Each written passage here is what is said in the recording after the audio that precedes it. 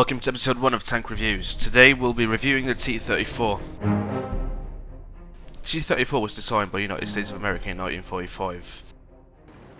In 1944, the US Army was encountering problems fighting against heavy German vehicles like the Panzerkampfwagen Tiger II.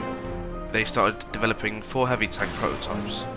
2 of them were designated as the T29, and the other 2 were designated as the heavy tank T30.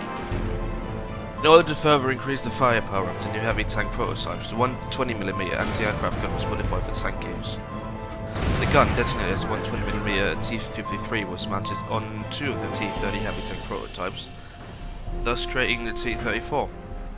However, the vehicle never entered mass production, nor saw any service. Now, let's look at the statistics of the T34 in World of Tanks.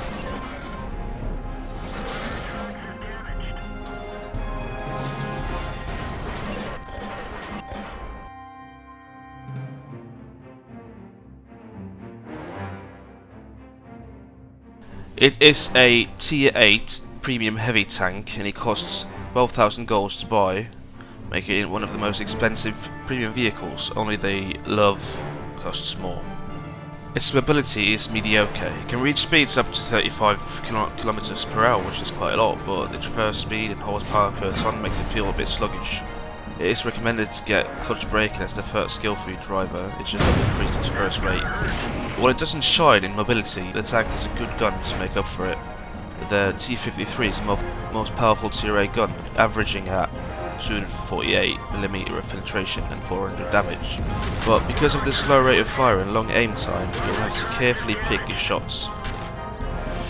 With a view range of 360 meters, it has more view range than the Russian Tier 8 heavies, but less than the German counterparts. The front hull armour of the tank is not impressive.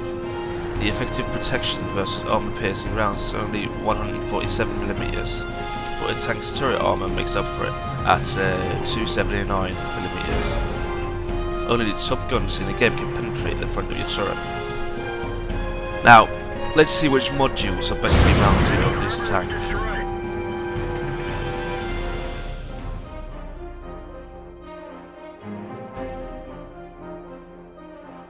Seeing as the tank has a big reload time with 15 seconds, the rammer will speed up the loading process by 10%, lowering the reload time to 13.5 seconds. The tank has a low view range and its armour is too weak for close combat, so the binocular telescope will be a good choice for sitting back and sniping enemy tanks. Finally, the vertical stabiliser will reduce the aiming circle and allow for more accuracy firing on the move. Enhanced gun laying drive is also a good option. Now let's look at how to play the T34. Even though the gun isn't as accurate as the German cannons, the tank is best suited for mid to long range fighting, preferably where you can hide your hull.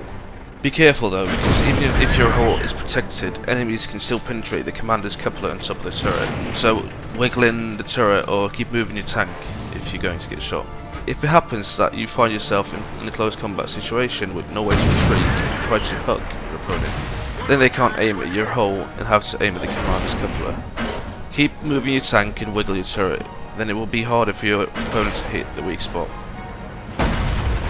All in all, the T34 is a decent Tier 8 heavy tank with a great gun and turret, but weak hull armour and mediocre mobility. The T34 is the most dangerous premium tank you can buy at the moment, but the cost may deter some players. Thank you for watching this first episode of Tank Reviews.